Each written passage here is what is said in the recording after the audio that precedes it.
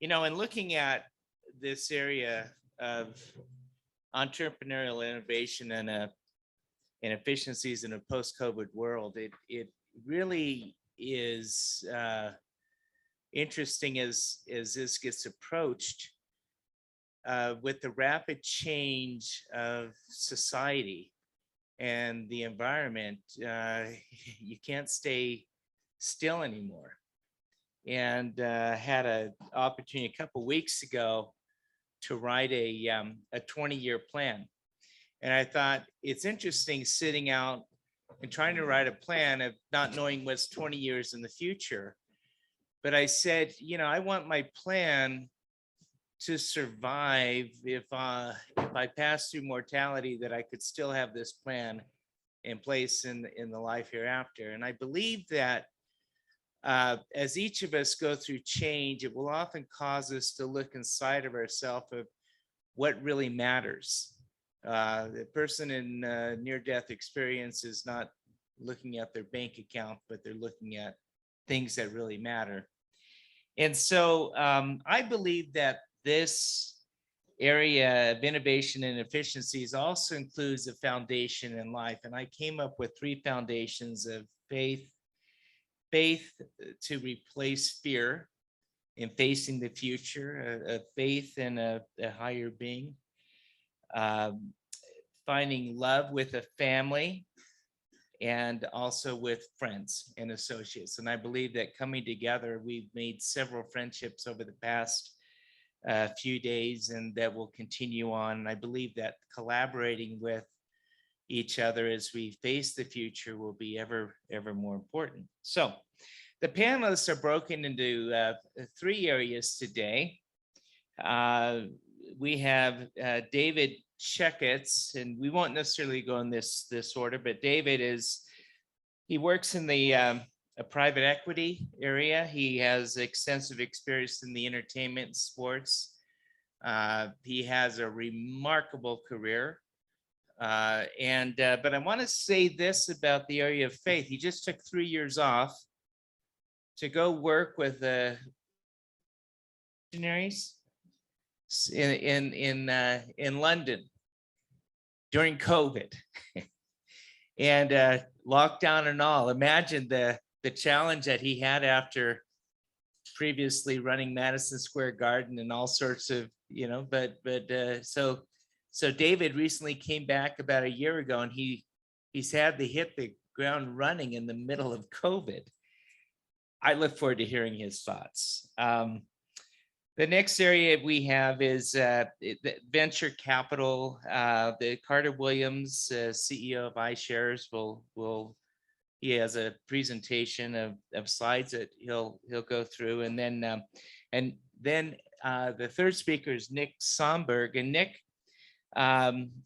Nick has a book out, and he has extensive experience in working with individuals moving from idea to concept.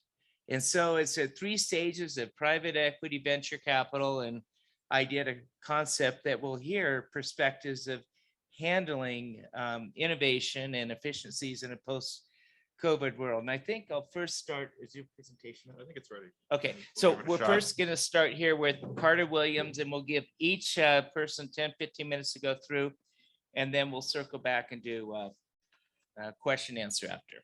Great. I apologize. It may be, you hear me okay?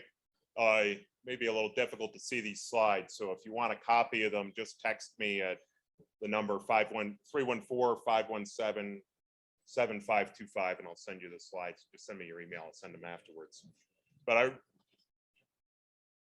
next, there we go. It works.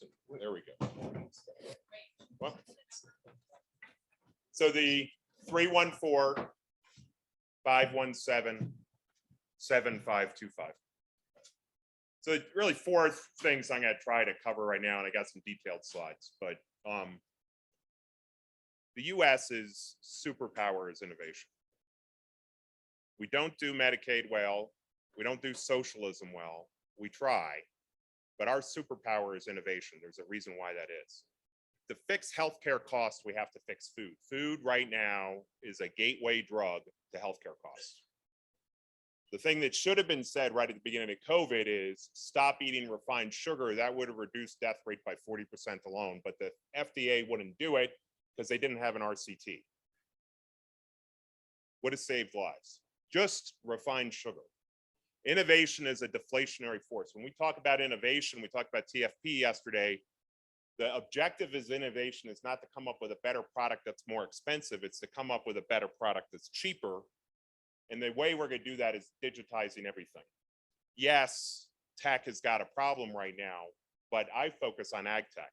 We can drive tremendous productivity, and there's a whole range of things in our economy we can do that. What we do at iSelect is we focus on the fact that 7.8 billion people in the world, and every single one of them has to eat. They don't have to have an iPhone, they have to eat. But by 2050, that population will increase by 2 to 3 billion people because people are living longer. That's going to put a worldwide pressure of doubling protein. We don't have enough farmland to make that many pigs and soy. It's an unbelievably large market. In the US, we spend 1.7 trillion on food. We spend 1.9 trillion on healthcare. I made my bones at McDonnell Douglas on the F-18 E&F program because I figured out how to save $1 billion on a multi-billion-dollar program and eliminate 10% in the waste of that product. We're talking about an industry in which we spend $1.7 billion to make the product and eat, and we get $1.9 billion of $1 trillion of healthcare costs. It is ridiculous. When we talk about making better food, we talk about somebody who's in the inner city or at the bottom of the pyramid eating ramen noodles and fried chicken every night, or crappy food or processed food. And when we talk about how to fix it, it's about how to deliver, for example, plant-based meats at a lower cost so that it's price parity with ramen noodles, not price parity with beef.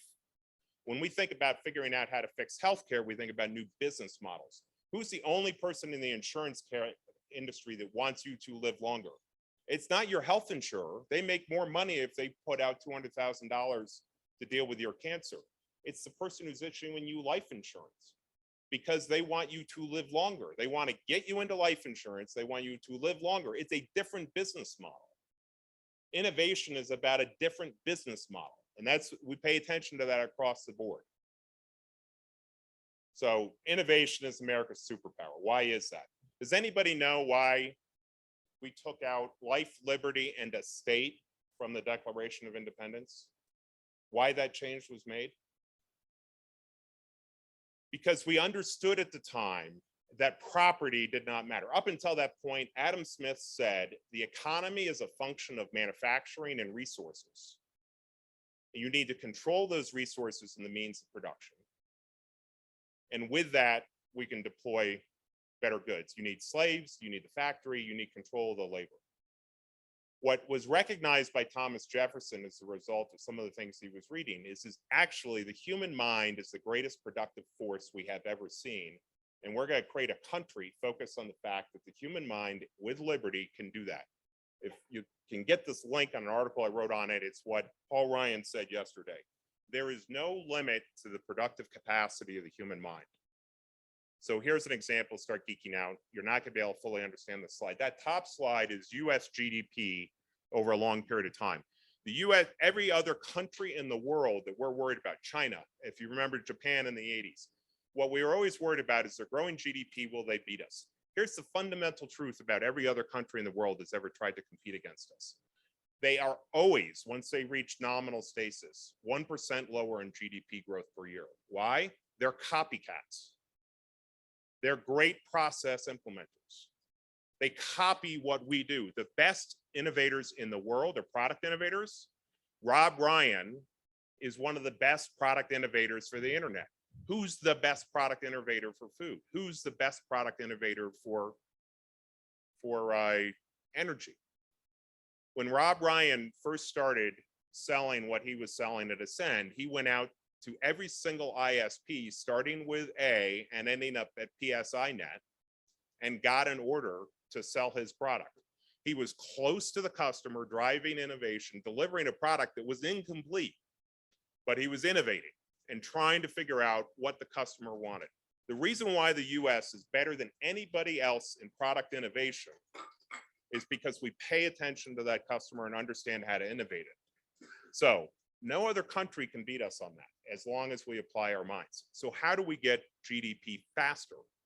If the US is so good at this and we see 2.5% GDP growth, how do we get it better? In the 50s and the 60s, we ran around 4%. The reason we can't do better is twofold. In the early 1900s, we couldn't run corporations well. Alfred Sloan stepped in, set up the modern organization to deal with the confusion of how do you deal with all these customer requirements and move them forward. That's worked for a long time. What do we do next? We have to leverage distributed audit DAOs. We have to leverage engagement with customers. We have to leverage venture capital, get close to those customers again. What's the other reason we can't do it? Because large corporations like Boeing that I worked for are rent seekers. They have a choice of either driving innovation or calling up their senator and saying, you know what, let's, give me some low cash so I can buy my stock back. Let's set this up so that I don't have to worry about SpaceX. We have to get rid of the rent seeking, and we got to get our corporations focused on customers. And people in this room have got to decide what role they're going to play. Are you a person who provides capital? Are you a person that helps the startup? Are you someone who helps the startup find customers? Are you a person that tells other people the story? You each play a role. Your success puts you into that area of responsibility.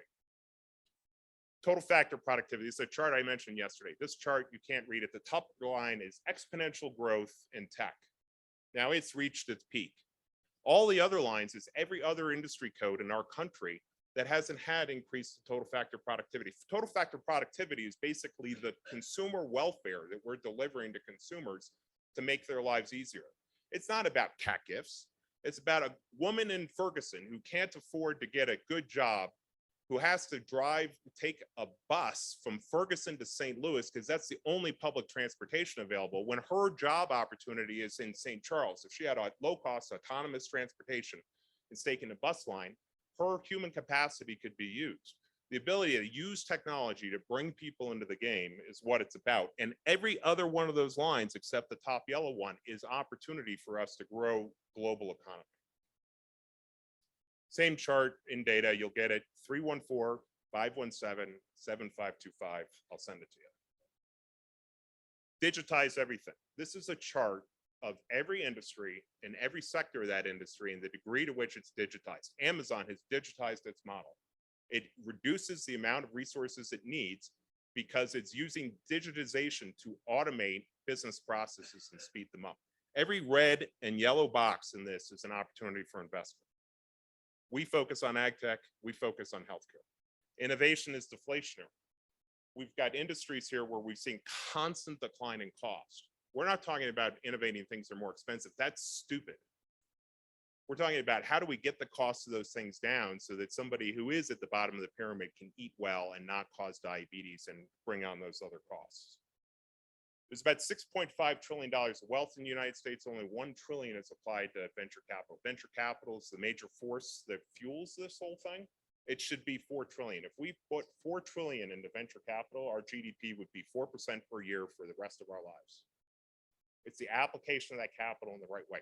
It doesn't matter that there's a downturn in venture capital right now. There are 50 industry segments that need more of it. Venture capital is consistently the highest performing asset class. It's illiquidity, it's non-correlation. Let's stop this noise about, we're talking about what's the Fed going to do next week. If we are really trying to drive long-term growth, let's think about long-term and the truth about what drives it. Yale allocates 18% to venture capital. You all probably allocate 2%. What does Yale know that the rest of us don't know? They do something different about venture capital. Yale sees venture capital as optionality. Anybody who's really smart about investing always does. And optionality means, and this is the shift, we're not talking about venture capital in a classical sense. We're talking about venture capital from a standpoint of optionality. You invest early on in opportunities. This is the major thing we changed at Boeing when I worked for the CTO. The CTO, who was the guy when Gemini came in wrong and landed 100 miles off course, he had the project on the weekend to fix it, and he did. Very smart guy, but he said to me, he said, I can't figure out what to invest each year in. I'm not smart enough to do it. He's the CTO of Boeing. He knows a lot of stuff. Where do we spend $2.5 billion per year? And we created a program of optionality in which we basically said, let's not rigidly put rules on the early technology. Let's invest in a lot of early technology and let it emerge and reveal itself. Let's get it close to customers. Let's see whether it can evolve the new business model. And then if it takes off 2 out of 10, then let's apply a huge amount of capital. That's what Yale does that not many people understand. And that's why Yale applies 18%. And that's why Yale is the highest performing asset manager out there. And I think that's my last slide. Oh, so this is my last slide. We focus on ag tech and healthcare. Venture capital innovation is U.S.'s superpower. If you ever really want to understand what's going on in the world, go follow ag Twitter. Some of the brightest people in the world. Eli's one of them. And he's got a list of what we got to do next. We're focused on ag tech. I want to understand how to bring you guys into this effort to drive the investment, whether you come in as an investor, whether you've got conditions to say, I'm not going to invest until the following is true, whether you have information about the market that can help us do it better, or whether you can connect us to people that can do it better. That's our mission, is to drive innovation at iSelect. But also what the mission is, there are people focusing on all these other things. If you think about our economy and you drive Rob Ryan-like innovation into these other areas, this whole thing will be solved in a lot better way than go into the government and asking them to try to catch up. So thank you for your time.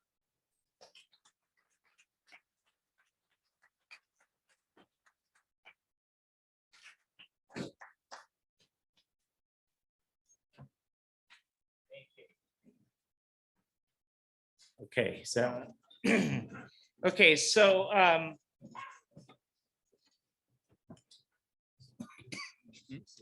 gonna have the next speaker, Dave Checketts.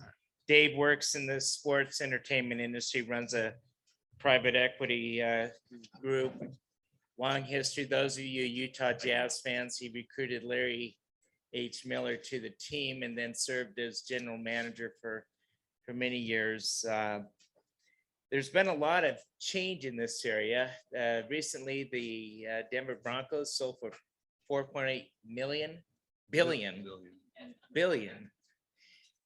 LA Lakers went for 12 times revenue. So a lot of money floating in the areas, which indicates how valuable the sports entertainment field is. And we could probably just do it from your seat there, David, and go ahead. Well, thank you, Alan. It doesn't seem like anything I have to say is as important as what we've just heard. But I will tell you first how grateful I am to be here. And I am thankful to Cody and Justin and Scott and Karen and anyone else that has worked to make this a great conference. I feel like I've been to the Allen and Company conference in Sun Valley, and Ted Forsman, who was my dear friend in New York, did a lot of conferences in Aspen, and I've been there. I haven't been to a better one than what we've witnessed here. So thank you all so much.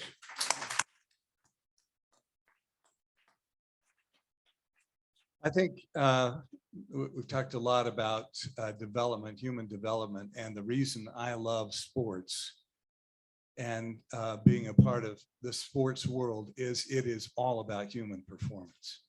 And you only succeed if you can figure out how to create an environment where people can do their best work. And professional athletes are incredible people. They grow up in very difficult circumstances. They have not developed emotionally, mentally the way that they need to. So bringing them to an environment and creating a culture where they can do their best work is what I live for. And how do you put a group of people together that can perform year in and year out and win? Not just win some of the time, but win championships. That's really what has driven me all these years. And I realize that it goes back to my childhood in Bountiful, Utah, where I grew up in a middle-class family. I loved my parents. I loved my brothers. We were out back playing basketball all of the time. And if it was football season, we were playing football. And if it was baseball, we were playing baseball. But late at night during basketball season, because the NBA at that time was tape delayed, the playoff games were 11:30 at night. So I would get in bed as ordered, but then late at night, I would crawl past my parents' bedroom and I would turn on the television and I would watch this team in New York called the New York Knicks. And I loved their coach, Red Holzman, and I loved their players, Bill Bradley and Willis Reed and Dave DeBusschere. And they won titles year after year, and they were always competitive. And then in 1970, a little team came to Utah called the Stars, the Utah Stars in the ABA. And in their first year in Utah, they won the championship. I remember watching that on television, that red, white, and blue ball, when that team won the championship that first year. And then later in 1973 was the Knicks' best title when they beat the Lakers and Jerry West and Elgin Baylor. That's what shaped my career, because in 1983, I was living in Boston. I was working for Bain and Company with Mitt Ryan and a host of other really smart people. When Bill Bain walked into my office one day and said, "Hey, Dave, can you follow me?" And the chairman of the firm, I followed him down the hall, and all of my friends and colleagues at Bain were like waving, like, it's really been nice knowing you. But I followed him into his office and he said, "Look, we know you played basketball in college. We know you followed the pro game. We've got a client who wants to buy the Boston Celtics, and we want you to handle that work." And I was 25 years old. I had just graduated from business school. I had never run a lemonade stand. But for the next 6 months, I set out to learn every fact about the NBA. And he wanted to know the answer to one question: why do some franchises always win and some franchises never win? What's the answer to that? So I interviewed owners and coaches and general managers and agents across the board. And I got to know a guy who would become my mentor, a mentor who just passed a couple of years ago while I was in London. And it broke my heart. His name was David Stern. At the time, he was not the commissioner of the league. He just became a close friend as I was doing research on the Celtics. And as we did these interviews with the smartest people at Bain on my case team, we developed a whole bunch of theories about why professional organizations, some just succeed on a regular basis and others really struggle. And so we bid on the Boston Celtics.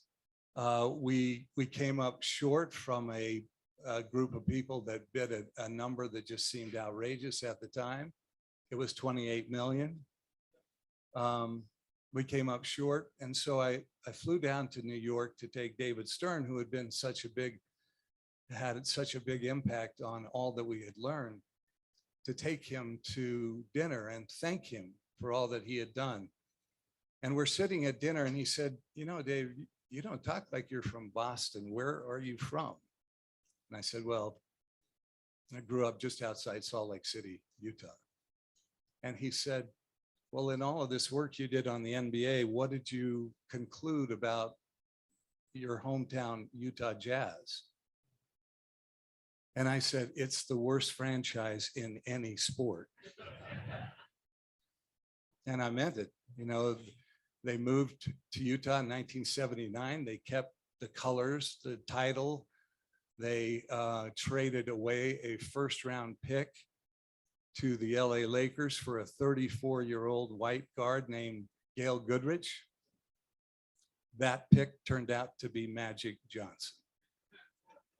They drafted Dominique Wilkins, one of the greatest players, the greatest 50 players of the first 50 years of the NBA, and traded him to Atlanta for $1 million to stay in business.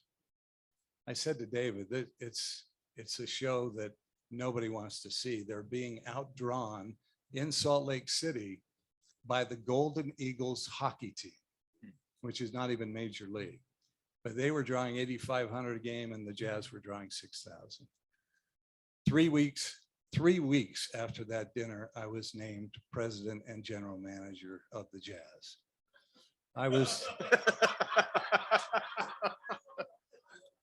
David Stern called Bill Bain and said, look, he knows more about the league than any of our owners. I'm going to put him in Utah. I want you to give him a leave of absence from Bain. He'll come back in 2 years. Let him just get things steadied in Utah so that the Jazz can stay there. And then he'll come back to us. Well, I got out to Utah in 1983, took over the Jazz, and I had the time of my life. I mean, in 1983, we drafted Thurl Bailey. In 1984, we drafted John Stockton. In 1985, we drafted Karl Malone. And it's not just that they were talented, it's that we were ready for them as an organization. When Karl Malone came to Salt Lake, his very first time on the 24th of July, I picked him up at the airport in the most decked out Larry H. Miller truck you have ever seen. This is a kid who grew up in extreme poverty in Rushton, Louisiana.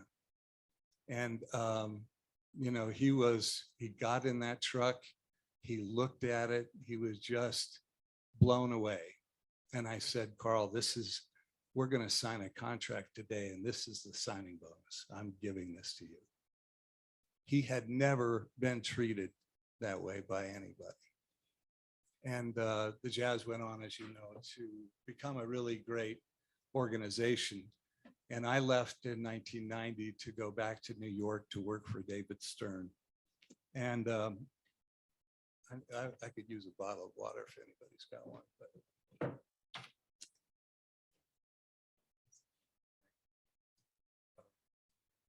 So I went to New York to run NBA International. I spent a year in Europe trying to figure out how to take the NBA International, which I'm happy to say is flourishing now. We did the first games, the first regular season games off of North America by putting 2 games in Japan, in Tokyo, selling out the Tokyo Dome, 55,000 people for 2 games.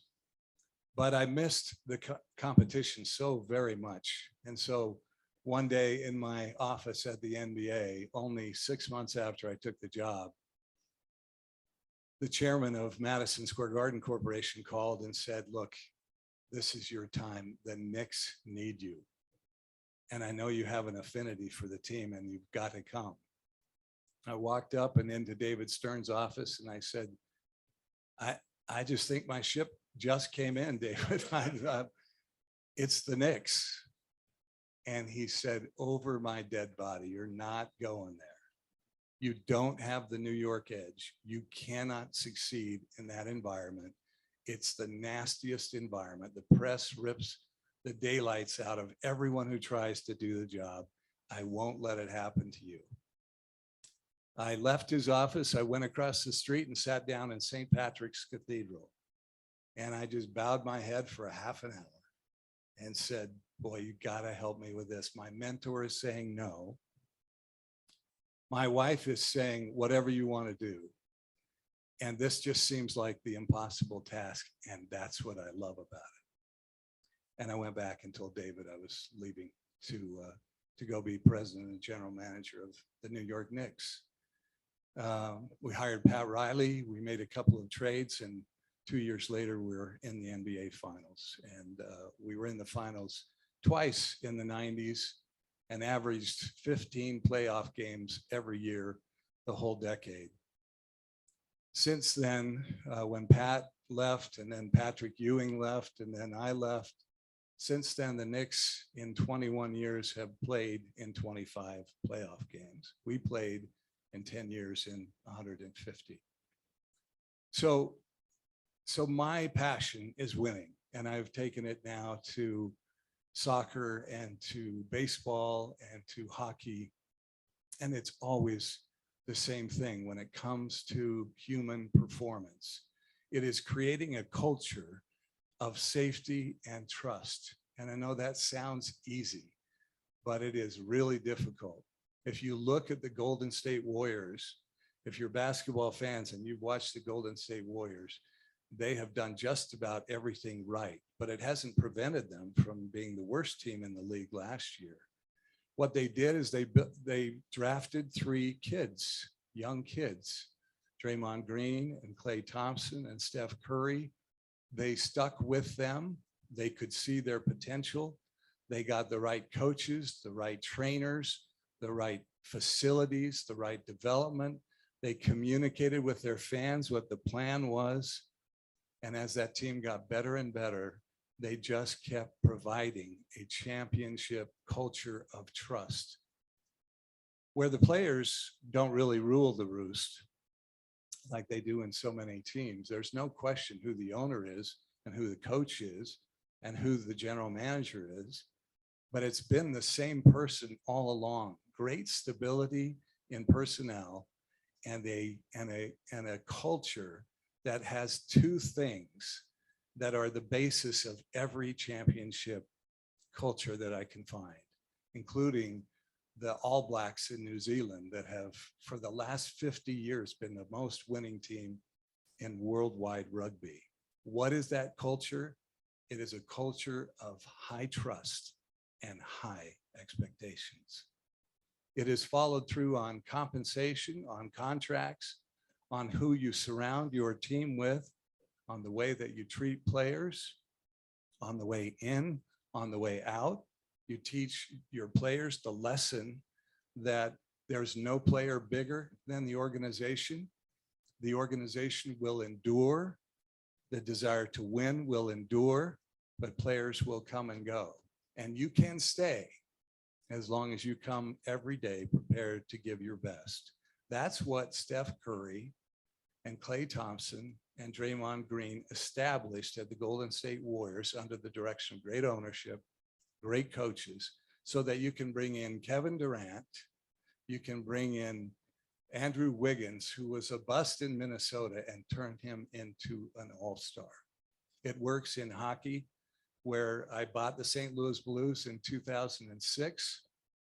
It only took 9 years, but they won the Stanley Cup in 9 years.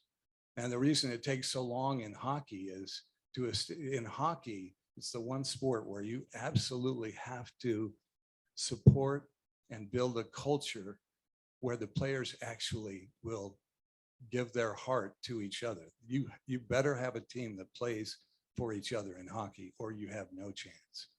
No individual star will turn around the fortunes of a hockey club. It will take everyone playing for each other, and creating that culture is very, very difficult and takes a long time. And there's a weeding process that goes where you find people who are really team players. So during the last part of my career, I've raised a lot of money and bought teams and sold teams and advised owners about teams.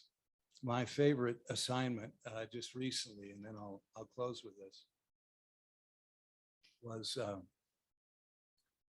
when Joe Tsai bought the Brooklyn Dodgers. I'm sorry, not the Brooklyn Nets, not the Brooklyn Dodgers. The Nets from New Jersey, and moved them to Brooklyn. And he and I just had this big fight. He wanted me to advise him, then he wanted me to run the franchise. But his whole idea was to recruit talent, just to get the best talent. Let's go raid the Golden State Warriors. Let's sign Kevin Durant. Let's sign Kyrie Irving, maybe the best talent in all of the NBA. Let's go get James Harden. I kept saying to him, Joe, it won't work. They'll come to play for a paycheck. You need them to play for the community, for the team, and for you. It won't work. And you know what happened? He got all of those guys, and they got swept in the first round of the playoffs last year. So I contrast Golden State and contrast Brooklyn. They've all spent a lot of money, but the way that you treat people and the way that you create an environment for them where they can do their best work means everything. And it leads to championship culture. Thank you very much. Thank you, David. I want to share one little insight about Joe Lacob and the Golden State Warriors. I've worked with Joe for long before he purchased the team. I run his family office, and 2 years ago, I had a good friend, and actually he's in the audience here, Mark Stidham, coming up to a game, and I said, "Hey, Joe, I want you to meet my friend Mark." So Joe says, "Fine, I'm going to clear the owners club, and it will be just the three of us in the club, be you, me, and Mark, no one else."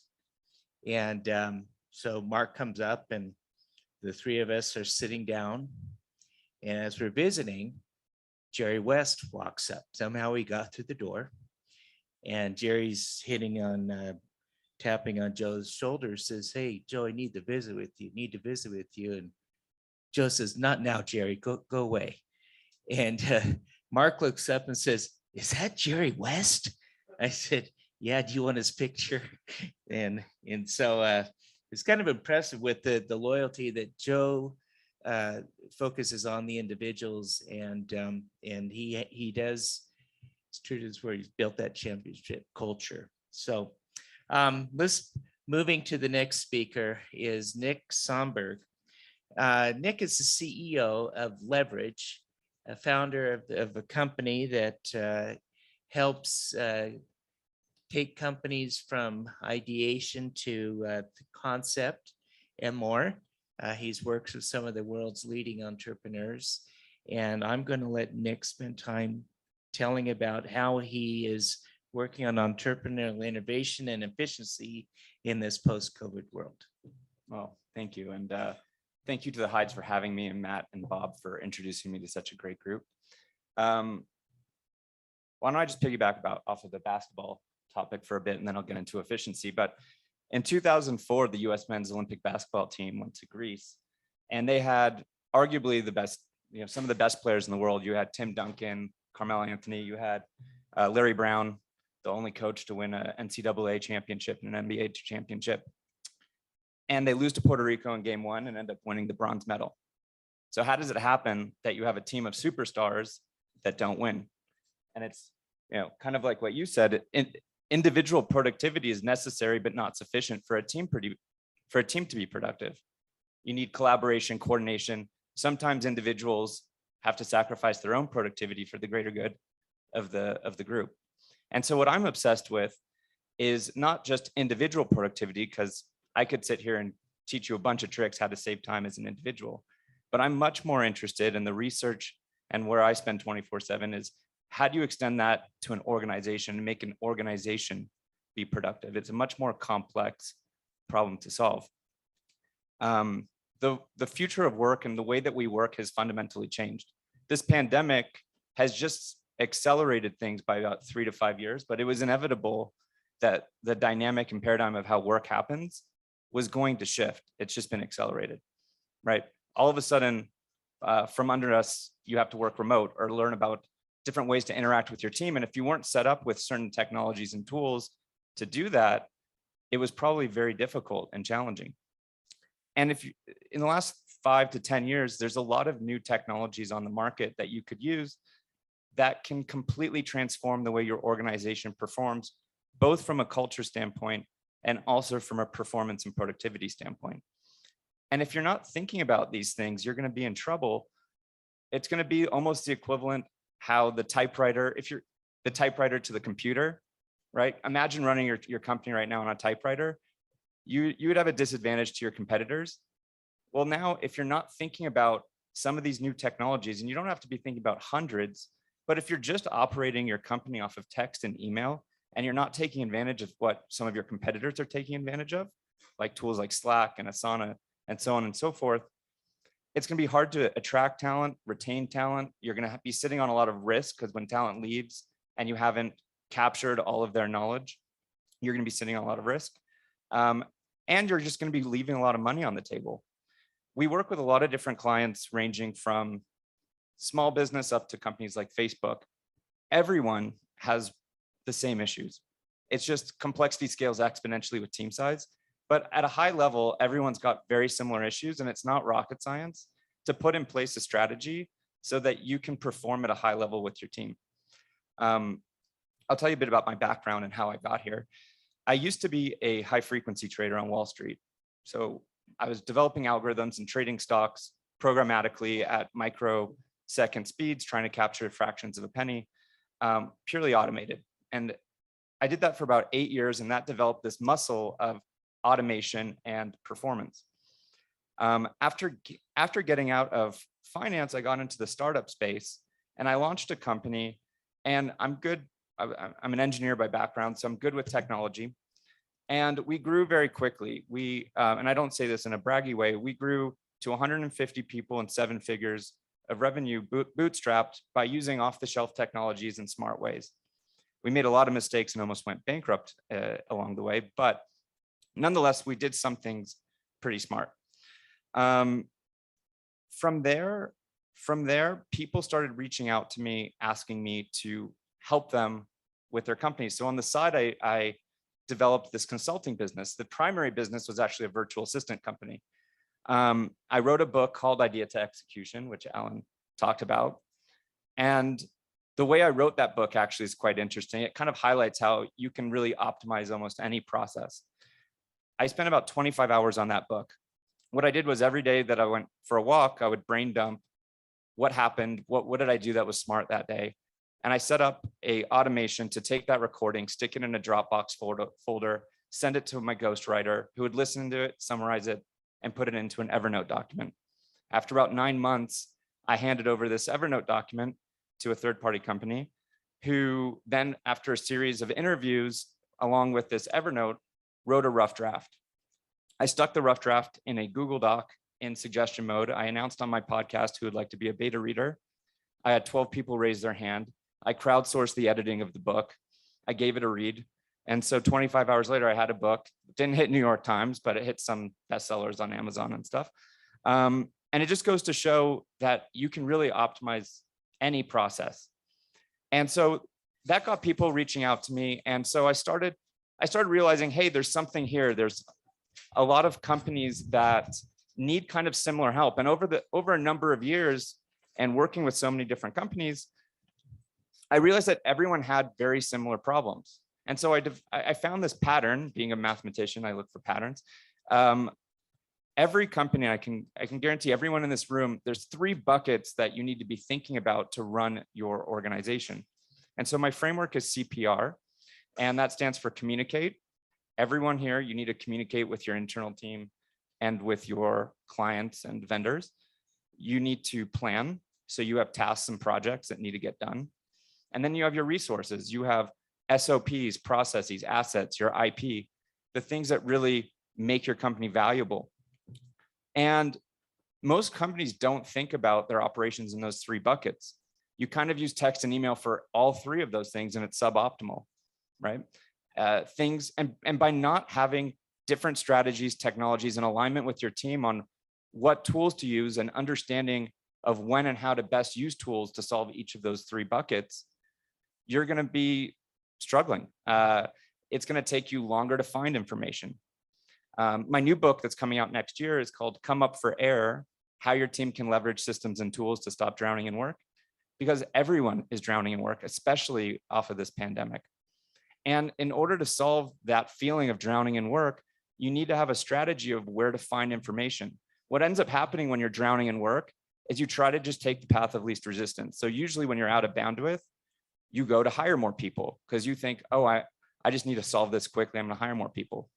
Well, usually that's the worst, most expensive idea to do, right? Not only do you have to pay money for salary, recruiting, onboarding, et cetera, but every person that you add to your team adds exponential complexity, right? There's exponentially more ways that information can get transferred. So if you don't have a strategy of where information lives, you're making life harder, not easier. And I'm sure that some of you here have thought, okay, I just need to hire 3 more people, only to find out why am I still working just as hard, if not harder? Does that make sense? So on a positive note, you probably don't need to hire nearly as many people as you think. You probably could get an extra 20 to 40% out of everyone in your company. We're finding that we're giving back companies an extra day right now per employee in a company. And when you think about it, if they're working a 40-hour work week, an extra day is not just a 25% lift, because most likely 30 of those hours is on crap that isn't actually high level work. And it's probably only 10 hours of high level work. So you're really doubling the productivity, because from 10 hours of high level work, you're now giving them 20 hours, right? So that's an important thing to be thinking about. So you have technologies in these three buckets. And in a lot of sense, what we do in our personal life, we just don't carry into business. If you think about, for example, how you do your laundry, right? When you take it out of the dryer, do you just throw everything in one drawer? No, right? You separate your socks from your underwear, from your shirts, not because it's the quickest way to finish your laundry.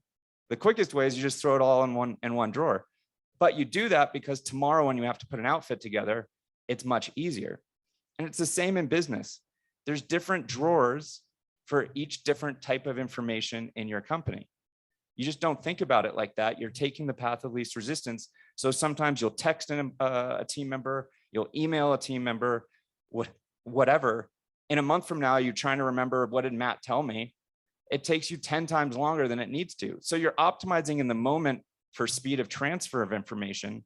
But if you take pause, and if you have a culture where you can train your teams to take pause and spend an extra 3 seconds, 5 seconds to put it in that right drawer, everyone in your company will save exponential amounts of time. Does that make sense? So how much time do I have left here, Alan? You're doing great. Keep going. All right. Does it make sense? 5 minutes more. Yeah.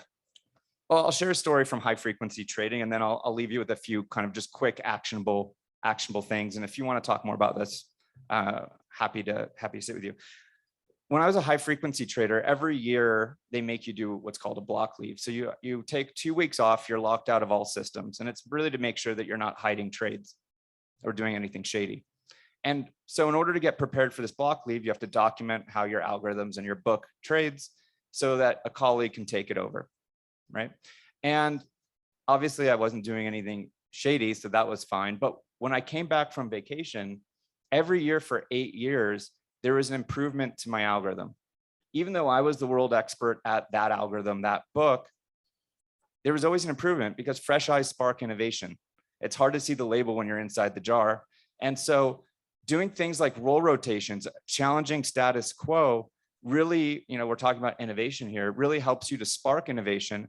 Not to mention it helps you de-risk your company, because aside from all this stuff about efficiency gain and saving time, it's not rocket science to move faster and figure out high-level strategies to grow and do marketing and sales and so on and so forth.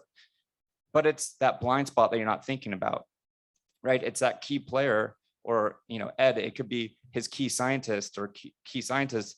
If they leave, that's probably going to, if they're not documenting all of their research, all of their experiments, a lot of that information goes straight out the door. So not only does this stuff help you move faster forward, and spark innovation, but it's also kind of like an insurance policy on your business that you can't buy.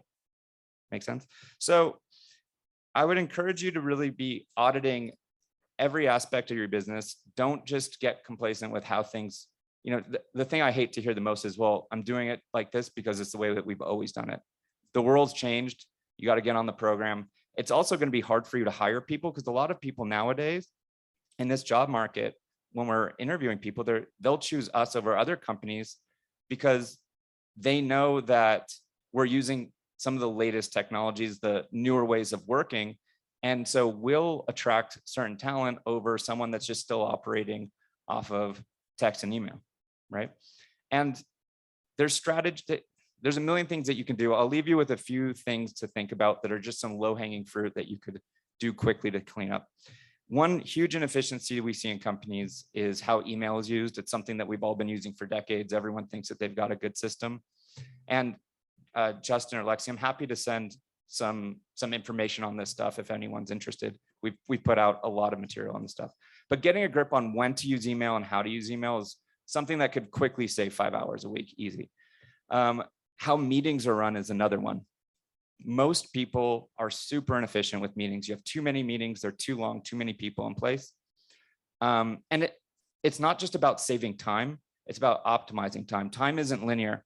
An hour at 9 a.m. on a Monday is far more valuable to you than 9 p.m. on a Friday after a long week and you're in the back of an Uber. So if you can reallocate time from high value time slots to low value time slots, that's another way to optimize. Does that make sense? So if you have an hour-long meeting and people are doing all these report outs, we'll shift those to having them asynchronously record a video, send it to you. And then when you're in the back of that Uber, you can watch it when you're doing nothing at 2x speed if you want, right? Or you could rewatch it. Now that 1 hour long meeting maybe is 30 minutes or 45 minutes. When you look at that at scale, the sheer number of meetings that you have across the number of people that you have, you're adding up in some cases with our clients, tens and tens of millions of dollars from some dumb crap that's quick to fix. So think about what aspects of your meetings actually could be shortened and moved to asynchronous, right? Some people even delete all of your recurring meetings every quarter and then see what gets added back next quarter. You'll be surprised how many meetings are on your calendar just for historical reasons. So that's another quick one. What else do I have for you? Nick, quick question, and then we'll I want to go through a question each and then get from the audience. What is your ideal client that you like to work with? Size of the company, size of the teams when you're working with them on efficiencies? Usually we're working now with companies around 100 million up, but we help. It's helpful to really any size company. So I don't want to kind of discount anyone. Everyone has the same issues, right? You need to communicate, you need to plan, you need to document your processes. Everyone's using email and text as a Swiss Army knife, rather than if you need to chop down that tree, you could still do it with the Swiss Army knife, but you're probably better off with an axe. So honestly, the biggest thing that I care about is just working with good people that aren't a pain in the ass. Other than that, I don't care about the industry or the size. Okay, thank you. I have a question over here for, let's go over to Carter. Carter, in your venture firm of iShares, you often will be approached of companies that need capital or funding. How do you make a decision on companies that you want to work with? You got criteria that you evaluate? Yeah, so we have specific criteria. The first biggest mistake is we are only good at some things. So we get a lot of people come to us and say, invest in us. It's like, we told you what we were good at. What you need is not what we have. We can't help you. So there's that dumps part of it. So first it's sort of a match of can we actually help you? And then it really sort of comes down to an evolution of conversation. We go through a lot of diligence to make sure they're not crooks. That's helpful. A lot of weird stories about that process. But and then it finally comes down to, I think, is like, do I want to work with this person, or are they an asshole? And are they making me think differently? Are they teaching me something? We sort of call this surprise. Is like when we first meet with a company, did they just tell me something I didn't know or I didn't think about? Or like, this is not one of them, but do you know that cows get struck by lightning? I didn't know that before someone told me. Like, you can have 30 cows die from lightning. I didn't know that. So we're born with 2 ears, 1 mouth. And so we're really intrigued about people that can sort of come in and demonstrate critical thinking. And one of the things I love is you ask them a question. You ask a question and you really don't care what the answer is. You want to see how they think. Musk does this in an incredible way. He says, what's the thing you've been most successful about? Somebody says, well, I did this. I saved $40,000, or I saved $2 million or whatever. And it's like, exactly how did you do it? And when you ask that question, you very quickly find out who actually did it and who didn't. And so that startups are, every good startup has almost failed. I've got every single list of it. And so we're really interested whether you can survive that point when nothing is working and you've got to shift.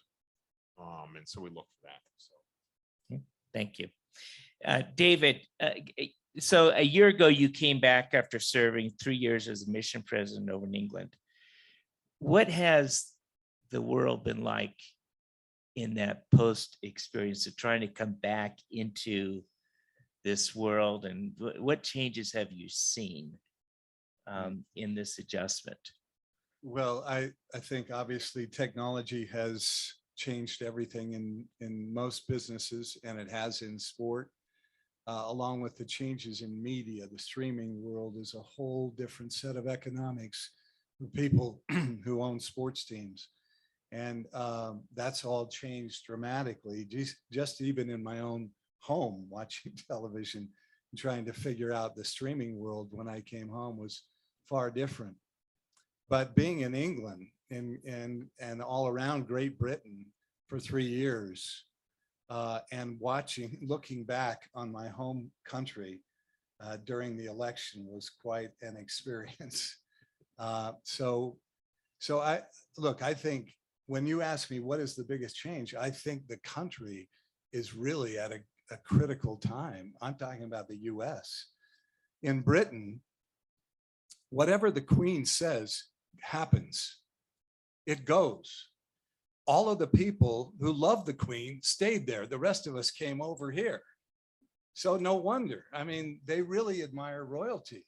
And it's almost hard to figure out why when COVID comes and the Queen says, stay in your house and you may not move during this time. But I'm a mission president. I've got at any one time 300 missionaries, and they have to move. They move every 6 weeks. And so when we started doing that, we nearly got deported because the Queen had said you can't move during this time. So America, it's a long way of saying America, this country, is full of people who wanted a different way, who were much less obedient to royalty or anyone else, much more daring, much more courageous, and now, sadly, much more divided. So I think people like the ones in this room have to start thinking about loyalty and unity, and how do we get over some of these critical divides that make it really impossible to live here every day and not worry about the world that we're going to hand to our children.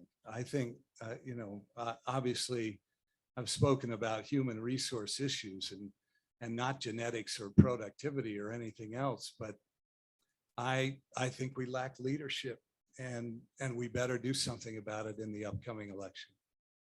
Thank you. Do we have questions from the audience? Yes.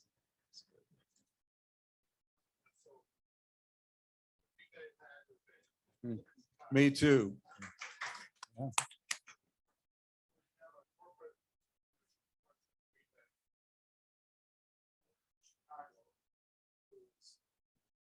Family lives off of the revenue of the team, the Right. McCaskey family, Yeah. versus an owner who's a wealthy individual who can support the team economically.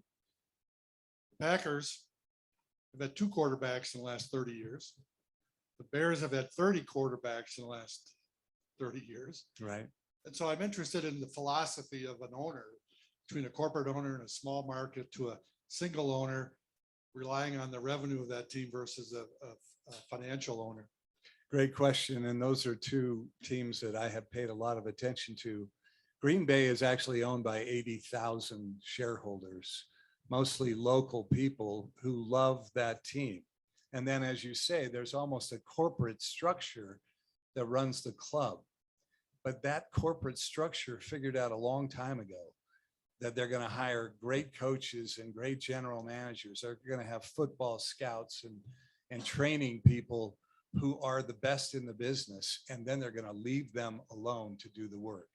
Because as I told Lisa Parker, who's a part owner of the Sacramento Kings, this always goes back to ownership. If you're thinking about buying a team, by the way, lay down till that feeling passes, because I am telling you, you know, with a lot of money comes a lot of ego and a lot of sense that you can do it better. And the clubs that don't succeed, the McCaskey family is one of them, believe that either because of genetics or something else, they are superior in every way. But to your point, they've had all of these quarterbacks. In New York for 11 seasons, we never missed the playoffs, and I had 2 coaches. In the last 21 years, they've had 16. So the instability of who do you play for around this place, and are they going to be gone tomorrow, creates in the organization a sense of not fear with players. Remember, they're under long-term contracts with enormous amounts of money being paid. So if they think the coach is on the cusp, if they're reading in the press because the ownership is leaking, if this guy doesn't get it done, he's not going to be here, the players will make sure he gets fired. They will play to make sure he gets fired. They will make mistakes on purpose to make sure he gets fired. When I hired Pat Riley in New York, he'd won 4 titles in LA, a very difficult guy to live with, just a miserable soul, because nothing is ever enough. He can't win enough. No amount of compensation is enough. And I remember this great moment with Red Holzman, who's the most winning coach in Knick history. There's a number up in the rafters that represent the number of games he won in Madison Square Garden. The number's 613. So the first thing I did at the Knicks was go out to his house in Bedford Hills and sit down with a 72-year-old coach and say, help me. What do I do? And about 3 years into Pat Riley's tenure as our coach, I was ready to kill it. And I brought Red in because I'd hired him. I sat down with Red and I said, Red, look, the guy's winning games, but he's just killing the organization. He's impossible to live with. And he said, Dave, this is pretty simple. And forgive my language. He said, he's an asshole, but he's our asshole. And that's the way I mean, look, I respect the fact you don't want to do business with guys that are, but welcome to the NBA. You're going to have people who have grown up in the worst circumstances and who trust no one. And those are the people, when they are put in the right system, they flourish. When I always tell all of my players, it's better to be trusted than to be loved.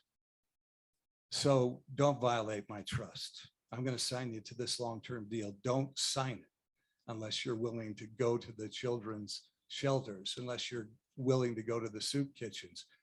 Don't sign it unless you're willing to give $100,000 a year to the Jazz Foundation or to the Knicks Cheering for Children. Don't sign this. You have a bigger responsibility than you know. I trust you. Don't violate that trust. Is that, I mean, define trust in that context, because you use the word, but I'm not sure I understand what it means. Let's do this, because Oh, sorry. I think we're kind of pushing up. Tell me that. We have time for one more. Yeah, take that. But one more question. Let's go to Bob. Phenomenal panel. Carter, David, Nick, wow, just incredible thought leadership. And I really take home this concept of culture. So the question really is a final round for each of you, because culture applies to everything that each of you does. And, I would say Dave spoken briefly, but my family's had 32 years in professional sports, majority owner of the Cincinnati Reds, smallest but oldest team in Major League Sports. Yep. And yet there's a team with much smaller budget than ours down in Tampa that keeps getting it right. And that has to do with culture. Yeah. And Nick, the culture of efficiency, and how that transcends through an organization.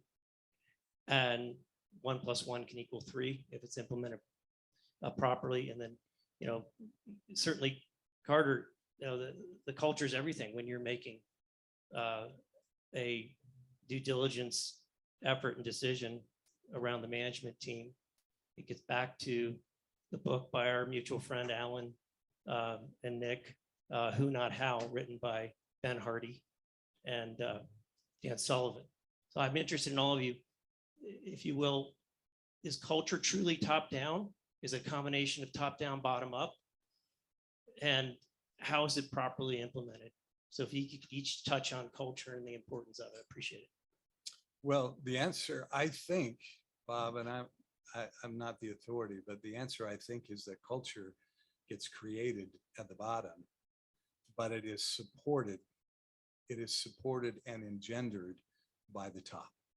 That's why ownership is so critical. But what Golden State has done, and Joe's really responsible, is bringing those 3 kids in who were all talented and you knew could stay. You made a decision like we did with Malone and Stockton. We had lucked out in the draft. Malone was taken number 13 in the draft and became arguably the 2nd or 3rd best power forward of all time. Stockton, but best point guard, I think so. There are people who will argue with that. Once you lock into that kind of talent, you create a long-term stability with that, and then they buy into the culture because you're the team that drafted them. That means something to most people of character.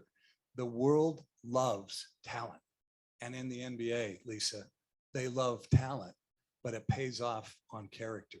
So the character and the culture has been created within the team, and you can bring in anybody you want from the NBA and they will flourish there because those 3 guys, if you're late for practice, you're not going to hear from Steve Kerr. You're going to hear from Steph Curry. If you don't practice hard before a big game or you show up hungover, you're going to hear from Draymond Green, which is very unpleasant. That's the way that it is. The culture is in the team. And we lucked out with Malone and Stockton and Bailey. They became our culture makers. And in New York, it was Patrick Ewing and Charles Oakley and Anthony Mason, this tough group of guys. Certain way to play. You were going to play that way or you weren't going to be there. Nick? I think culture is dynamic and it changes over time. And I think it's also a function of the maturity of the company and the quality of the players you have on the team, right? If you're with a bunch of superstars, that's different than if you're just starting out and you have a small team and you're still trying to build up that superstar. So at my company, we have a few kind of stakes in the ground from the top around efficiency. For example, something that, back to Dan Sullivan concept, I believe that everyone should be working on their unique ability or things that give them joy, not just me, but the whole team. So that's part of our culture that I've set from the top down. And then they go about trying to figure out ways how to get to that optimal level. But still from the bottom up, they're still setting culture day to day. And having things like core values, principles, strong culture, it's like the way I look at it is like having an invisible manager that's sitting over everyone's shoulder, helping them always guide them to make better decisions, where better decisions is a function of quality and speed. I have no earthly idea. And it really sort of bugs me. I in a sense, I run an organization in which I have 55 startups right now. At any one point in time, they can fire me. I'm on their cap table, and I've been thinking a lot about this. If you read any about like distributed autonomous organizations and the new organization, I'm trying to understand how to do this in a distributed way. From this conversation, I want David to teach me what he did in sports, which I know nothing about, to figure out how do we create the heroes of innovation? How do you take like an Elon Musk type character and scale that?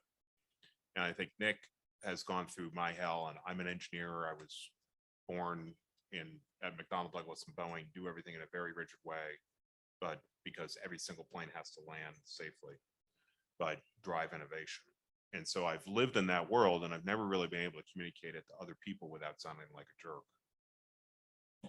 Andy Daniels in the back has helped me a lot.